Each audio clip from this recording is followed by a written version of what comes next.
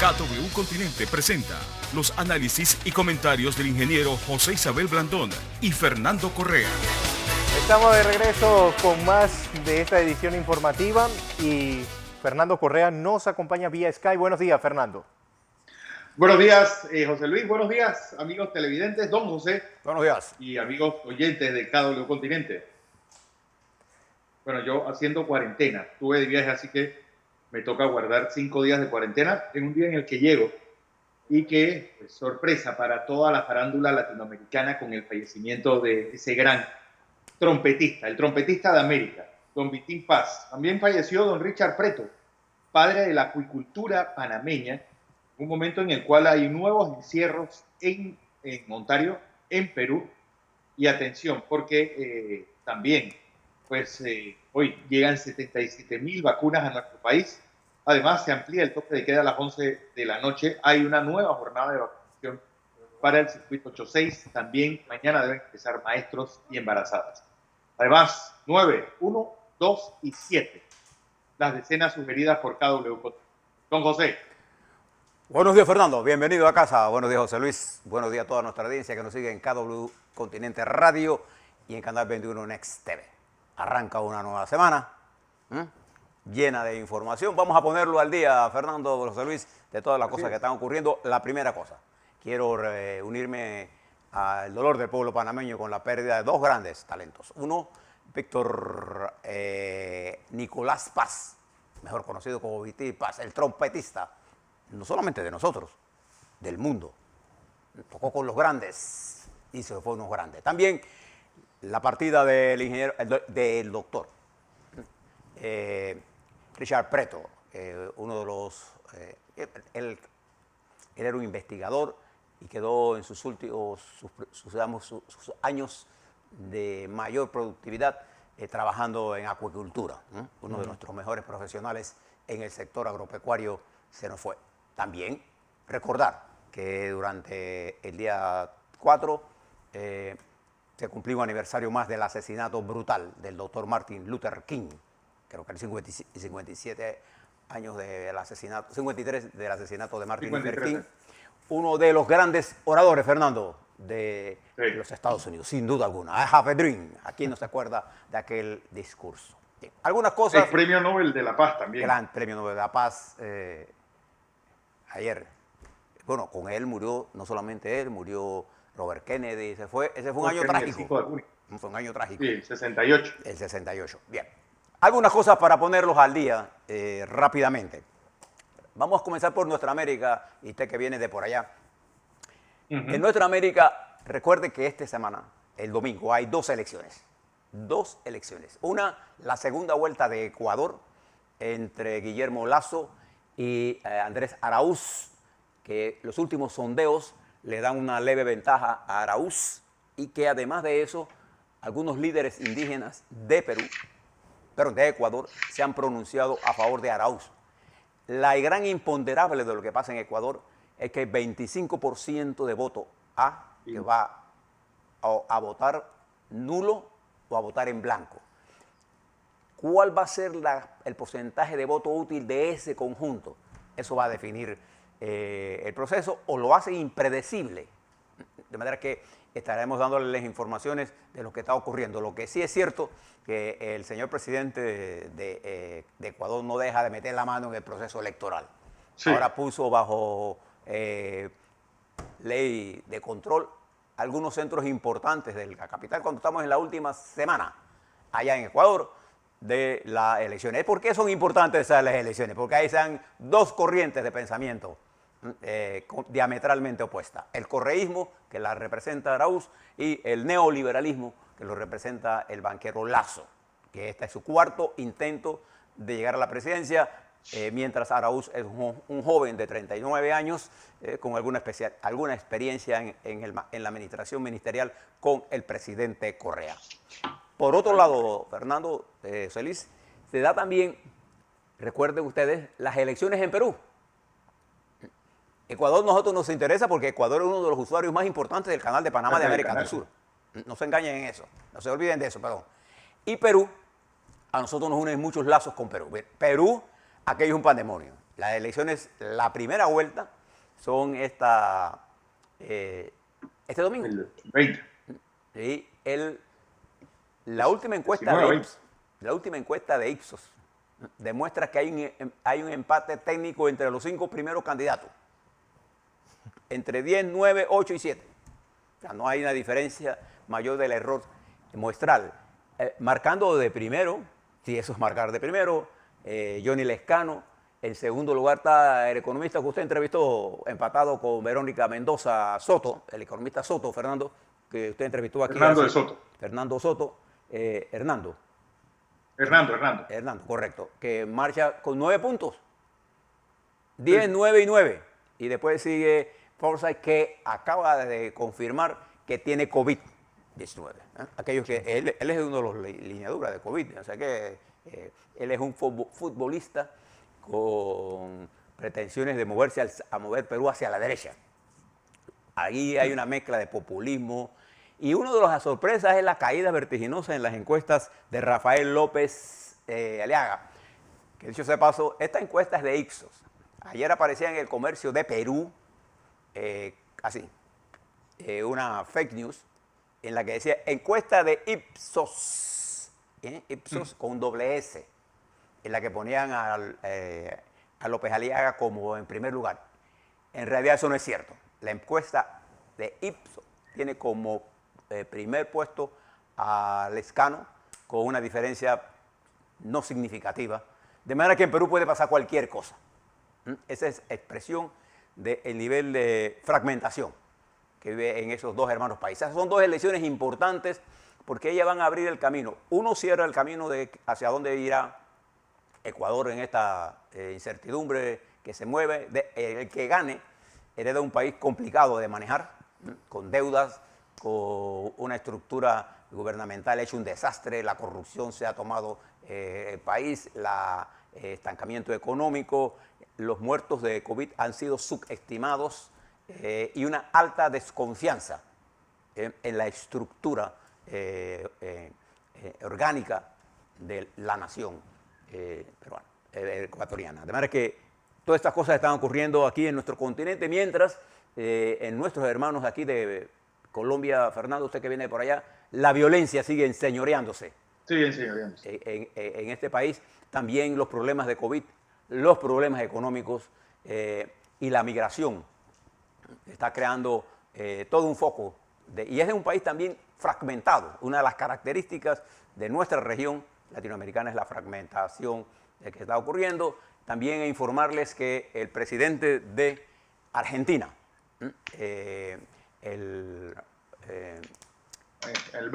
Alberto Fernández, dio positivo a COVID después de haberse vacunado dos veces con la vacuna rusa Sputnik 5. Incluso la propia compañía le deseó que se mejoría. Bueno, el presidente fue vacunado y dio positivo, confirmado.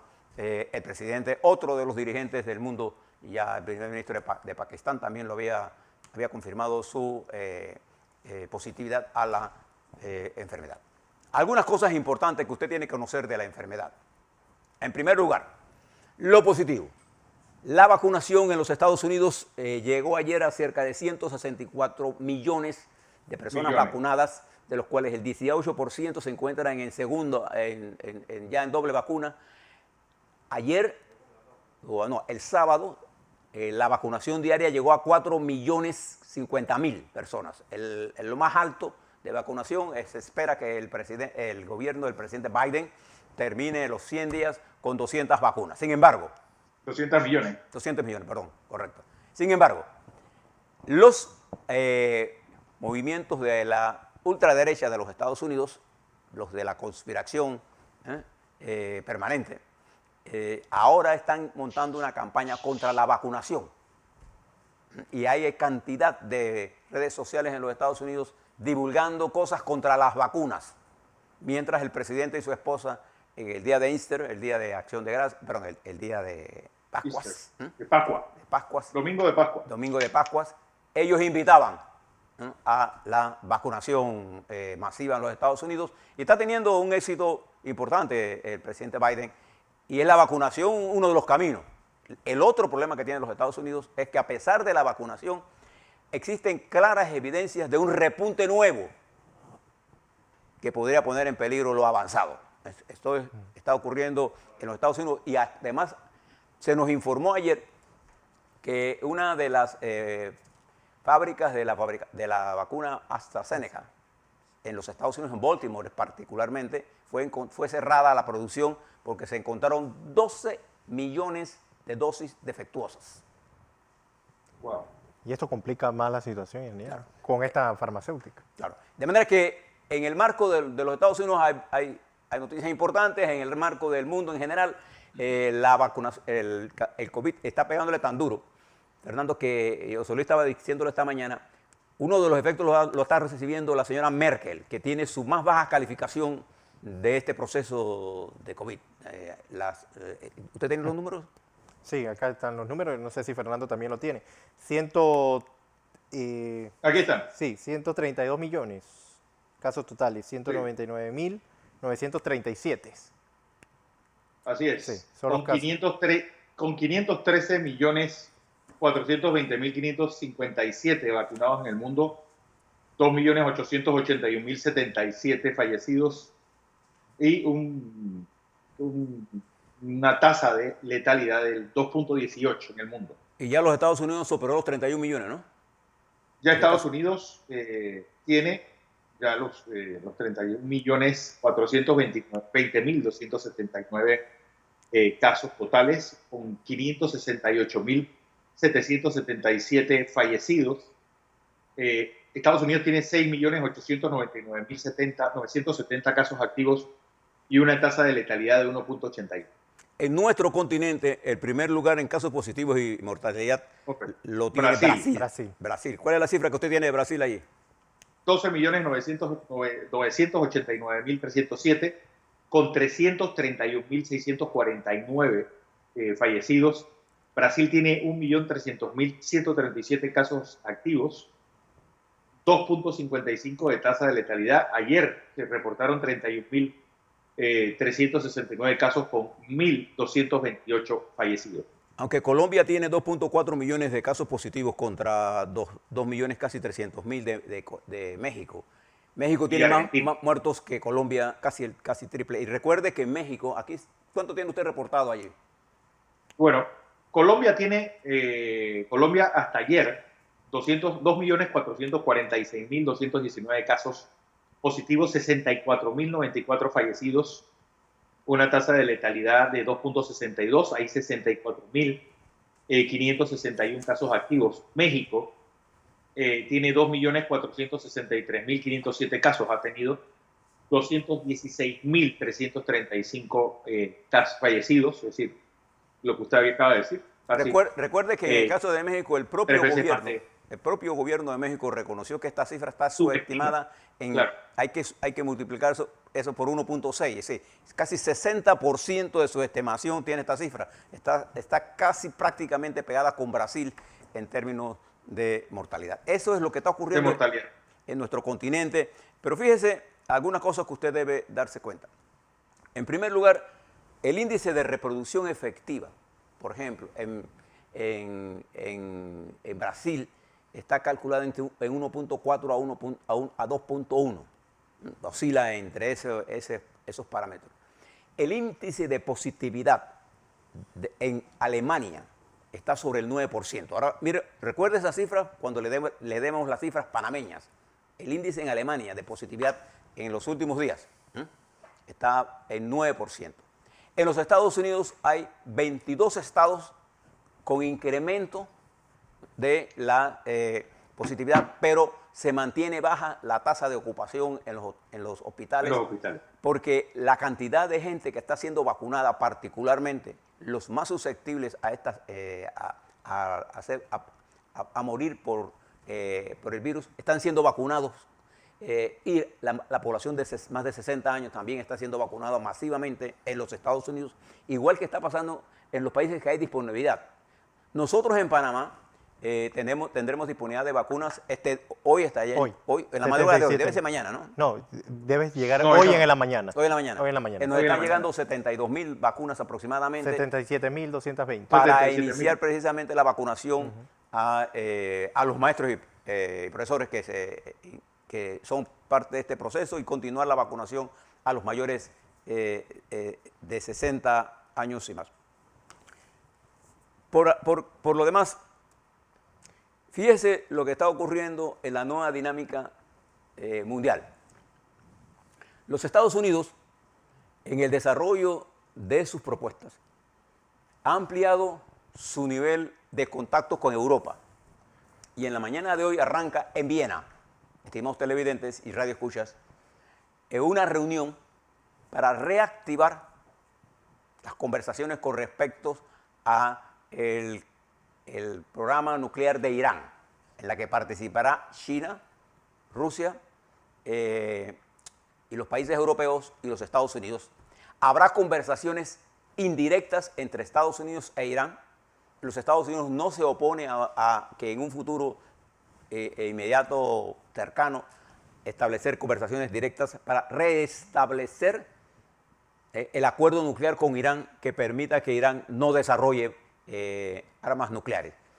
Acuerdo que fue cerrado por la administración Trump y que el presidente Biden, en su diplomacia con Europa, particularmente en alianzas con Alemania, Inglaterra, y con China y con Rusia, y con Irán, intenta reactivar. El meollo de estos son las sanciones.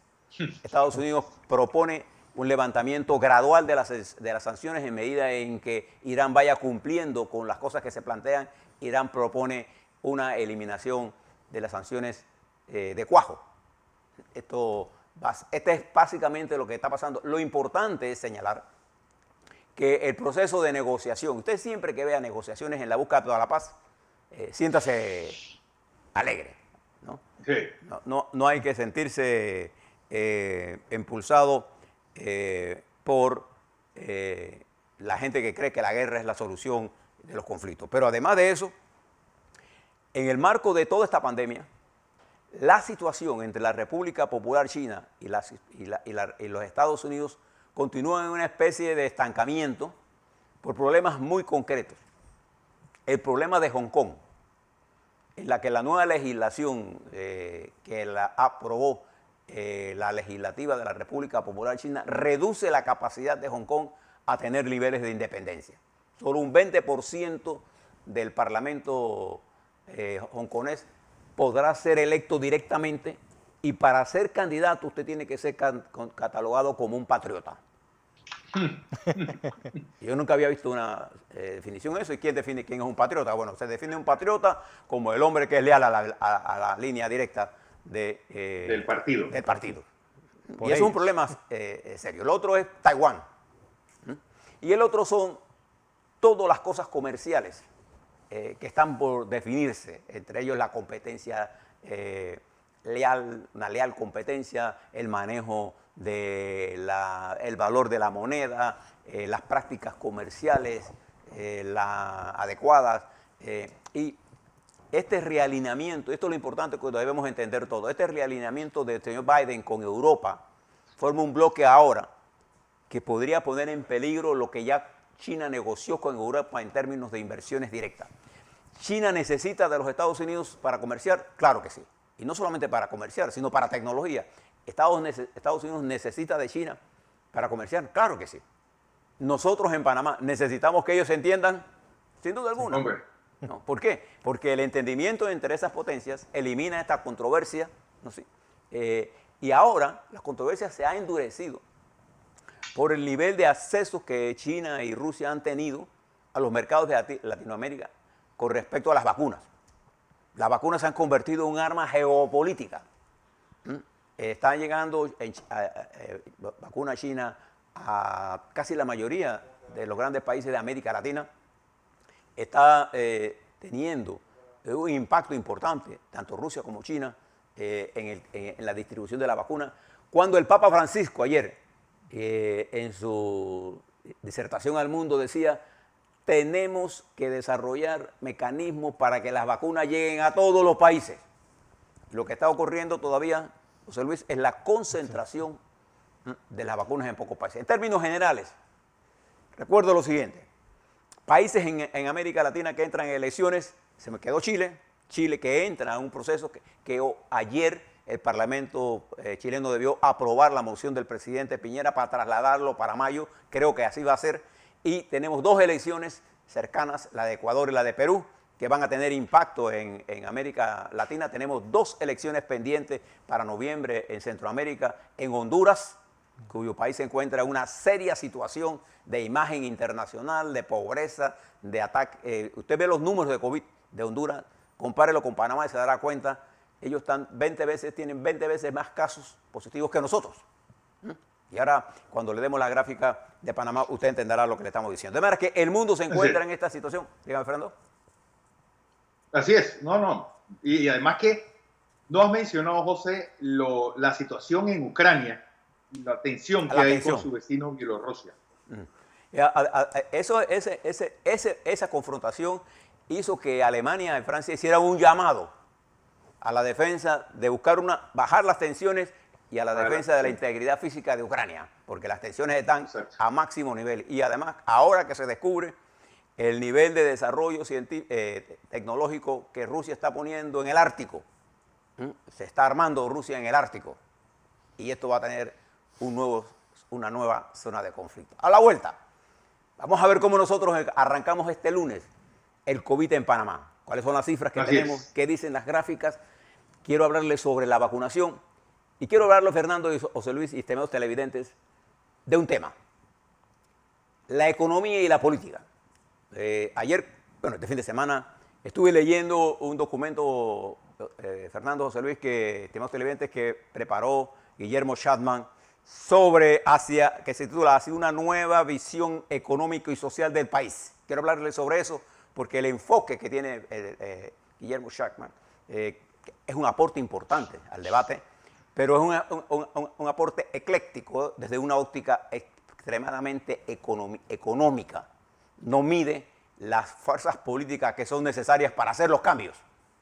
Y es por eso que mientras usted no integre la economía y la política, no llegaremos a ningún lado. Le voy a hablar sobre eso y las experiencias que nosotros hemos vivido como país y cómo la hemos superado y qué debemos hacer en esta nueva etapa. Todo eso a la vuelta.